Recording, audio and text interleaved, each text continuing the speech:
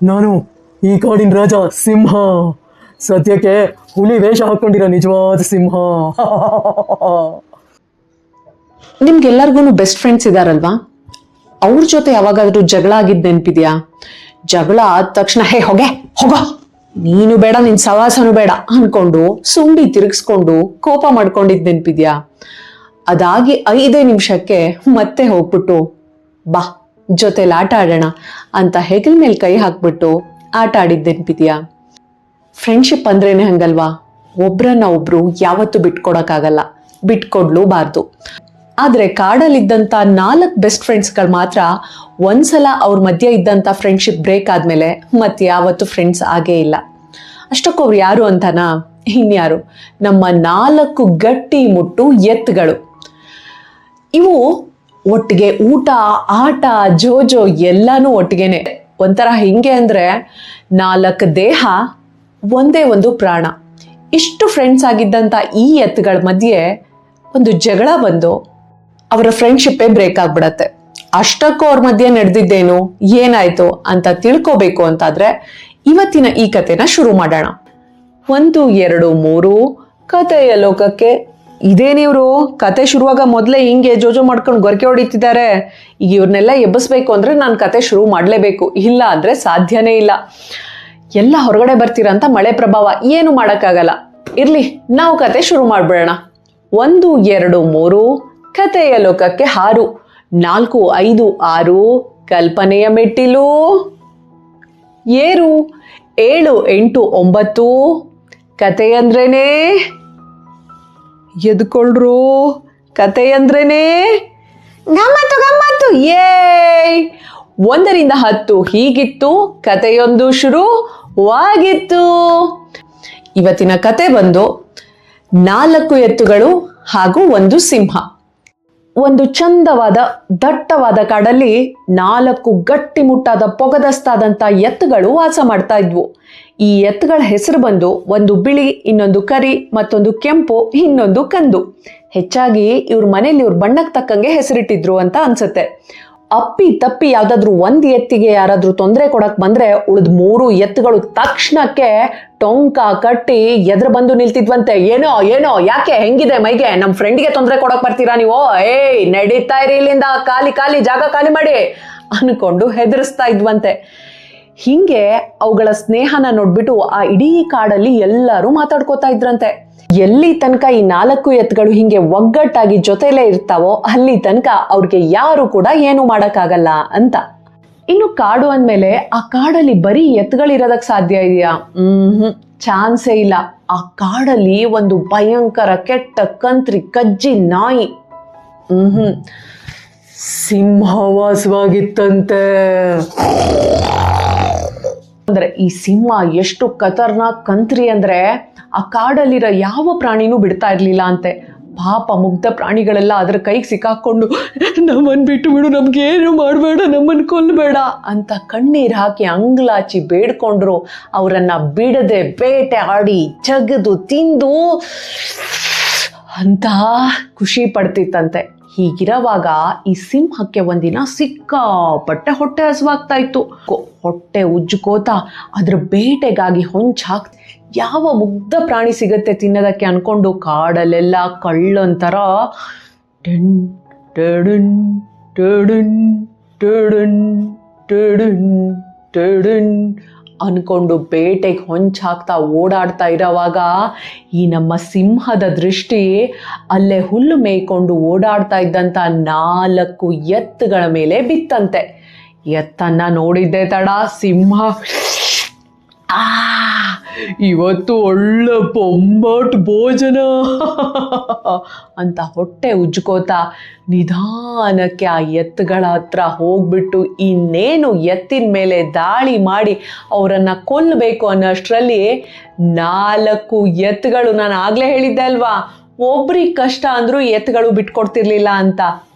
ಅಂಥದ್ರಲ್ಲಿ ಇವಾಗ 4 ಎತ್ತುಗಳು ಒಟ್ಟಿಗೆ ಇರೋವಾಗ ಒಂದು ಸಿಂಹಕ್ಕೆ ಹೆದರ್ತಾವ.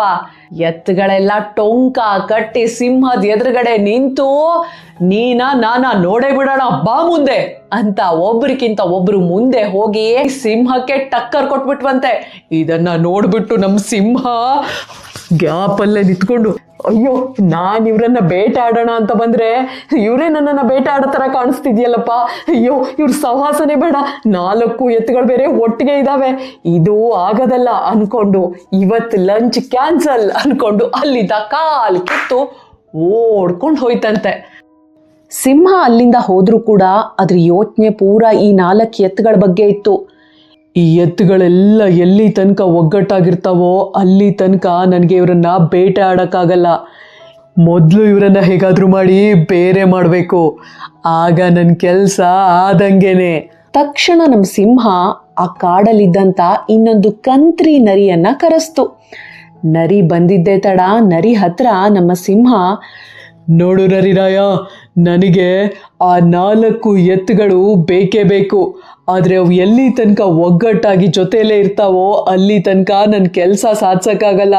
ನಿನಗೆ ನಾನು ಏನು ಹೇಳ್ತಾ ಇದ್ದೀನಿ ಅಂತ ಅರ್ಥ ಆಗ್ತಿದೆ ಅಲ್ವಾ ಅಂತ ಕೇಳಿದ್ದೆ ತಡ ನಮ್ಮ ನರಿರಾಯ ಇರೋನು, ಅಯ್ಯೋ ಮಹಾರಾಜ, ಅಪ್ಪಣೆ ಮಾಡಿ, ಇದೆಲ್ಲ ನನ್ನ ಎಡಗೈ ಆಟ ಇದ್ದಂಗೆ, ನೀವು ಏನು ಅನ್ಕೊಂಡಿದ್ದೀರೋ ಅದು ನೆರವೇರಿತು ಅಂತ ಅನ್ಕೊಳ್ಳಿ.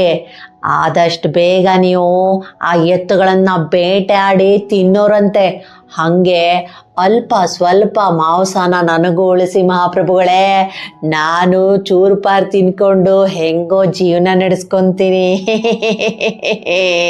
ಮರ್ದಿನ ನಮ್ಮ ಕಂತ್ರಿ ನರಿರಾಯ ಒಂದೊಂದೇ ಎತ್ತಿನ ಬಳಿ ಹೋಯ್ತು. ಮೊದಲನೇದಾಗಿ ನಮ್ಮ ಬಿಳಿ ಅಣ್ಣನ ಸರ್ದಿ. ಬಿಳಿ ಎತ್ತಿನ ಹತ್ರ ಹೋಗಿ, ಬಿಳಿಯಣ್ಣ ನಿಂಗೊಂದು ವಿಷಯ ಗೊತ್ತಾ? ನಿನ್ನೆ ಕರಿಯಣ್ಣ ಹೇಳ್ತಿದ್ದ ನಮ್ಮ 4 ಜನರಲ್ಲಿ ನಾನೇ ಹೆಚ್ಚು ಬಲಶಾಲಿ ಅಂತ. ಅವನು ನಿನ್ನನ್ನು ಲೆಕ್ಕಕ್ಕೆ ಇಟ್ಕೊಂಡಿಲ್ಲ ಗೊತ್ತಾ ಅಂತ ಹೇಳ್ತಾ ಬಿಳಿ ಅಣ್ಣನ ಮನ್ಸಲ್ಲಿ ವಿಷದ ಬೀಜ ಬಿತ್ತಿ ಅಲ್ಲಿಂದ ಹೊರಟು ಸೀದಾ ಕರಿಯಣ್ಣನ ಹತ್ರ ಹೋಗುತ್ತೆ. ಕರಿಯಣ್ಣ ನಿಂಗೊಂದು ವಿಷಯ ಹೇಳಬೇಕಿತ್ತು. ಹಾ ಹೇಳು ನರಿಯಣ್ಣ, ಏನು ವಿಷಯ? ನಮ್ಮ ಗುಂಪಿಗೆ ಕರಿಯಣ್ಣನ ಅವಶ್ಯಕತೆನೇ ಇಲ್ಲ, ಅವನಿಲ್ಲ ಅಂದ್ರೂ ನಾವು 3 ಜನ ತುಂಬ ಚೆನ್ನಾಗಿರ್ಬೋದು ಅಂತ ಅವನು ಮಾತಾಡ್ಕೋತಾ ಇದ್ದ. ಈ ವಿಷಯ ಕೇಳಿ ನಂಗೇನೆ ತುಂಬ ಬೇಜಾರಾಗ್ಬಿಡ್ತು. ಇನ್ನು ನಿಂಗೆ ಹೆಂಗೆ ಅನ್ಸ್ಬೇಡ ಹೇಳು. ಹಿಂಗೆ ಇಲ್ಲದೆ ಇರೋದನ್ನೆಲ್ಲ ನಮ್ಮ ಕರಿಯಣ್ಣನ ತಲೆಯಲ್ಲಿ ತುಂಬಿಸಿ ಅವನಿಗೆ ಕೋಪ ಬರೆಸಿ ಅವನ ಸಿಟ್ಟಿನಿಂದ, ಏನು ನಮ್ಮ ಕೆಂಪಣ್ಣ ಇಷ್ಟೆಲ್ಲ ಮಾತಾಡ್ದ, ನನಗೆ ಸಿಟ್ಟು ತಡ್ಕೊಳಕ್ಕಾಗ್ತಾ ಇಲ್ಲ ಅಂತ ಹೇಳ್ತಾ ಅವನು ರೌದ್ರ ಅವತಾರ ತಾಳ್ತಾ ಇದ್ದಂಗೆನೆ ನಮ್ಮ ನರಿಯಣ್ಣ ನಿಧಾನಕ್ಕೆ ಅಲ್ಲಿಂದ ಜಾಗ ಖಾಲಿ ಮಾಡ್ಬಿಡ್ತಾನೆ. ಹೀಗೆ ನಮ್ಮ ನರಿರಾಯ 4 ಎತ್ತುಗಳ ಹತ್ರ ಹೋಗಿ ಒಂದೊಂದು ಸುಳ್ಳನ್ನ ಹೇಳ್ಬಿಟ್ಟು ಅವ್ರ ಮನ್ಸಲ್ಲಿ ಅನುಮಾನದ ಬೀಜ ಬಿತ್ತಿ ಒಬ್ರನ್ನ ಕಂಡ್ರೆ ಇನ್ನೊಬ್ರು ಕೆಂಡಾಕಾರ ಥರ ಮಾಡ್ಬಿಡ್ತಾನೆ. ಹೀಗೆ ಸ್ವಲ್ಪ ದಿನಗಳಲ್ಲೇ ಈ ಎತ್ತುಗಳು ನರಿ ಮಾತನ್ನ ನಂಬಿಕೊಂಡು ಈ ಸಿಂಹದ ಉಪಾಯ ಗೊತ್ತಾಗ್ದೇನೆ ಅವ್ರವರಲ್ಲೇ ಜಗಳ ಮಾಡ್ಕೊಳ್ಳೋಕ್ಕೆ ಶುರು ಮಾಡ್ತಾರೆ. ಒಂದೆತ್ತು ಇನ್ನೊಂದೆತ್ತನ್ನ ನೋಡ್ಬಿಟ್ಟು, ನಿಂಗೆ ನನ್ನ ಬಗ್ಗೆ ಗೌರವನೇ ಇಲ್ಲ, ಬಾರಿ ನೀನೇ ದೊಡ್ಡವನು ಅಂತ ಅನ್ಕೊಂಡಿದ್ಯಾ ಅಲ್ವಾ ಅಂತ ಹೇಳ್ತಾ ಇದ್ರೆ, ಇನ್ನೊಂದೆತ್ತು ನನಗೆ ನಿನ್ನ ಜೊತೆ ಇರೋಕ್ಕೆ ಇಷ್ಟನೇ ಇಲ್ಲ. ಹೀಗೆ ಒಬ್ಬರು ಇನ್ನೊಬ್ಬರ ಮೇಲೆ ಗಿಬ್ರು ಬೀಳ್ತಾ ಜಗಳ ಆಡ್ತಾ ಅಂತೂ ಕೊನೆಯಲ್ಲಿ ಇನ್ನು ಮುಂದೆ ನಾವು ಯಾರು ಒಟ್ಟಿಗೆ ಇರೋದು ಬೇಡ ಅನ್ನೋ ಒಂದು ನಿರ್ಧಾರಕ್ಕೆ ಬಂದ್ಬಿಡ್ತಾರೆ. ಇವ್ರ ಮಾತನ್ನ ಕೇಳಿಸ್ಕೊಂಡು ದೂರದ ಪೊದೆಯಲ್ಲಿ ನಿಂತು ನರಿರಾಯ ನಗ್ತಾ ಇದ್ದ. ನನ್ನ ಕೆಲಸ ಮುಗೀತು. ನರಿ ಈಗ ಸೀದಾ ಸಿಂಹದ ಹತ್ರ ಓಡ್ ಹೋಗಿ, ಮಹಾರಾಜ, ಈಗ 4 ಎತ್ತುಗಳು ಬೇರೆ ಬೇರೆ ದಿಕ್ಕಾಗ್ಬಿಟ್ಟಿದೆ, ಒಬ್ಬರನ್ನ ಕಂಡ್ರೆ ಇನ್ನೊಬ್ರಿಗಾಗಲ್ಲ, ಈಗ ಅವುಗಳನ್ನ ಹಿಡಿಯೋದು ತಿನ್ನೋದು ನಿಮಗೆ ಸುಲಭ ಅಂತ ಹೇಳ್ತಾ ಇದ್ದಂಗೆನೆ ನಮ್ಮ ಸಿಂಹ ಸಂತೋಷದಿಂದ ತನ್ನ ಉಪಾಯ ಫಲಿಸಿದ್ದಕ್ಕೆ ಖುಷಿಯಿಂದ ಕುಣಿದಾಡ್ಬಿಡ್ತಾನೆ. ಈಗ ನಮ್ಮ ಸಿಂಹ ಮೊದಲೇದಾಗಿ ಸೀದಾ ಬಿಳಿ ಎತ್ತಿದ್ದಲ್ಲಿ ಹೋಯ್ತು. ಬಿಳಿ ಎತ್ತು ಏನು ಗೊತ್ತಿಲ್ಲದೆ ಅದ್ರ ಪಾಡ್ಗದು ಹುಲ್ಲು ಮೇಯ್ತಾ ಆರಾಮಾಗಿ ನಿಂತ್ಕೊಂಡಿದ್ರೆ ಸಿಂಹ ಅದ್ರ ಮೇಲೆ ದಾಳಿ ಮಾಡ್ತು. ಬಿಳಿ ಎತ್ತು ಹೇಗೋ ಅದನ್ನು ಅದು ಕಾಪಾಡ್ಕೋಬೇಕು ಅಂತ ಎಷ್ಟೇ ಪ್ರಯತ್ನ ಪಟ್ಟರು ಏನೂ ಮಾಡೋಕ್ಕಾಗಿಲ್ಲ. ಯಾಕಂದರೆ ಅದಕ್ಕೆ ಅದರ ಸ್ನೇಹಿತರ ಸಹಾಯ ಇರಲಿಲ್ಲ. ಎಲ್ಲರೂ ಒಂದೊಂದು ದಿಕ್ಕಲ್ಲಿ ಹುಲ್ಲು ಮೇಯ್ಕೊಂಡಿದ್ರೆ ಯಾರು ಅಂತ ಕಾಪಾಡಕ್ಕೆ ಬರ್ತಾರೆ. ಈಗ ಸಿಂಹ ಖುಷಿಯಿಂದ ಬಿಳಿ ಎತ್ತನ್ನ ಕೊಂದು ತಿಂದು ಮುಗಿಸ್ತು. ಈಗ ಮುಂದಿನ ಸರ್ದಿ ಕರಿ ಎತ್ತದು. ಹೀಗೆ ಕರಿ ಎತ್ತು, ಕೆಂಪೆತ್ತು, ಕಂದೆತ್ತು ಅಂತ ಒಂದೊಂದಾಗಿ ಎಲ್ಲ ಎತ್ತನ್ನು ಬೇಟೆ ಆಡಿ ಎಲ್ಲರನ್ನೂ ತಿಂದು ಮುಗಿಸ್ಬಿಡ್ತು. ಕಾಡು ಮತ್ತೆ ಶಾಂತ ಆಯಿತು. 4 ಎತ್ತುಗಳನ್ನ ಕಳ್ಕೊಂಡ್ಬಿಡ್ತು. ಈಗ ನರಿ ಸಿಂಹದ ಹತ್ರ ಬಂದು ಕೇಳ್ತು, ಮಹಾರಾಜ, ನೀವು 4 ಎತ್ತುಗಳನ್ನ ಹೆಂಗೆದ್ರಿ? ಸಿಂಹ ನಗ್ತಾ ಹೇಳ್ತು, ನಾನು ಅವುಗಳನ್ನ ಬಲದಿಂದ ಗೆದ್ದಿಲ್ಲ, ಬದಲಿಗೆ ನಿನ್ನ ಸಹಾಯದ ಮುಖಾಂತರ ಮೊದಲಿಗೆ ಅವರ ಸ್ನೇಹನ ಮುರಿದೆ. ಸ್ನೇಹ ಮುರಿದ ಮೇಲೆ ಅವುಗಳ ಬಲ ಕೂಡ ಮುರಿದು ಹೋಯ್ತು ಅಂತ ಹೇಳ್ತಾ ನರಿ ಹಾಗೆ ಸಿಂಹ ಇಬ್ರು ಹೆಮ್ಮೆಯಿಂದ ಅಂತ ಹೇಳ್ತಾ ಜೋರಾಗಿ ನಕ್ಕಿದ್ರು. ಇವುಗಳ ಕ್ರೂರತನವನ್ನ ಹಾಗೆ ನಗುನ ಕೇಳಿಸ್ಕೊಂಡಂತಹ ಅದೇ ಕಾಡಲ್ಲಿದ್ದಂತಹ ನಮ್ಮ ಕೂರ್ಮಿಯ ಅಜ್ಜಿ ಅಲ್ಲಿನ ಮುಗ್ಧ ಪ್ರಾಣಿಗಳನ್ನ ಕರೆದು ಹೇಳ್ತು, ನೋಡಿದ್ರ ಮಕ್ಕಳೇ, ಎಲ್ಲಿ ತನಕ ಈ 4 ಎತ್ತುಗಳು ಒಗ್ಗಟ್ಟಾಗಿ ಜೊತೆಯಲ್ಲೇ ಇದ್ವೋ ಅಲ್ಲಿ ತನಕ ಸಿಂಹಕ್ಕೆ ಕೂಡ ಅವರನ್ನು ಮುಟ್ಟೋದಕ್ಕಾಗಿಲ್ಲ.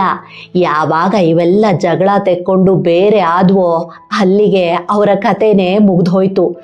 ಸೋತು ಜೊತೆಗೆ ಸತ್ತು ಹೋದ್ರು ಅಂತ ಹೇಳ್ತಾ ಇದ್ದಂಗೆನೆ ಆ ಎಲ್ಲ ಮುಗ್ಧ ಪ್ರಾಣಿಗಳು ಈ ಎತ್ತುಗಳನ್ನ ನೆನೆದು ಕಣ್ಣಲ್ಲಿ ನೀರು ಹಾಕಿದ್ರು. ಹಾಗಾಗಿನೇ ನಮ್ಮ ಹಿರಿಯರು ಹೇಳೋದು ಒಗ್ಗಟ್ಟಿನಲ್ಲಿ ಬಲವಿದೆ ಅಂತ. ಯಾರೇ ನಮ್ಮ ಮಧ್ಯೆ ಎಷ್ಟೇ ಹುಳಿ ಹಿಂಡಿ ಜಗಳ ತಂದಿಡೋದಕ್ಕೆ ಪ್ರಯತ್ನ ಪಟ್ಟರು ನಾವು ತಕ್ಷಣಕ್ಕೆ ಅವರ ಮಾತನ್ನ ನಂಬಾರ್ದು. ಏನೇ ಇದ್ರೂ ಕೂಡ ಮೊದಲಿಗೆ ನಮ್ಮ ಸ್ನೇಹಿತರನ್ನ ಕೇಳಿ ಖಾತ್ರಿ ಪಡಿಸ್ಕೋಬೇಕು. ಜಗಳ ಬೇಡ, ಅನುಮಾನ ಬೇಡ. ಎಲ್ಲಿ ತನಕ ನಾವು ಒಗ್ಗಟ್ಟಾಗಿ ಜೊತೆಯಾಗಿ ನಿಲ್ತೀವೋ ಅಲ್ಲಿ ತನಕ ನಮ್ಮನ್ನ ಸೋಲ್ಸೋದಕ್ಕೆ ಯಾರಿಂದನೂ ಸಾಧ್ಯ ಇಲ್ಲ ಅನ್ನೋದೇ ಇವತ್ತಿನ ಈ ಕಥೆಯ ನೀತಿ ಪಾಠ. ಇನ್ನು ಈ ಕತೆ ನಿಮ್ಗೆಲ್ಲ ಇಷ್ಟ ಆಗಿದೆ ಅಂತ ಭಾವಿಸ್ತೀನಿ. ನಿಮ್ಗೆಲ್ಲ ಇಷ್ಟ ಆಯ್ತಾ? ಹಾ ಕತೆ ಸೂಪರ್ ಆಗಿದೆ. ಅದರಲ್ಲೂ ನನ್ನ ಅಜ್ಜಿ ಎಂಡಲ್ ಬಂದು ಆಡಿರೋಂಥ ಮಾತು, ಹೇಳಿರೋಂಥ ನೀತಿ ಬೊಂಬಾಟಾಗಿದೆ. ಹಾಗಿದ್ರೆ ಮತ್ತೆ ನಿಮ್ಮ ಮುಂದೆ ಇನ್ನೊಂದು ಹೊಸದಾದ ಮಜವಾದ ಕತೆ ಜೊತೆ ಬರ್ತೀನಿ. ಅಲ್ಲಿ ತನಕ ಎಲ್ಲರೂ ಕೂಡ ಖುಷಿಯಿಂದ ಇರಿ, ನಗ್ತಾ ಇರಿ, ಕತೆಗಳನ್ನ ಕೇಳಿಸ್ಕೋತಾ ಇರಿ, ಕನ್ನಡ ಮಾತಾಡಿ. ಧನ್ಯವಾದ. Thank you.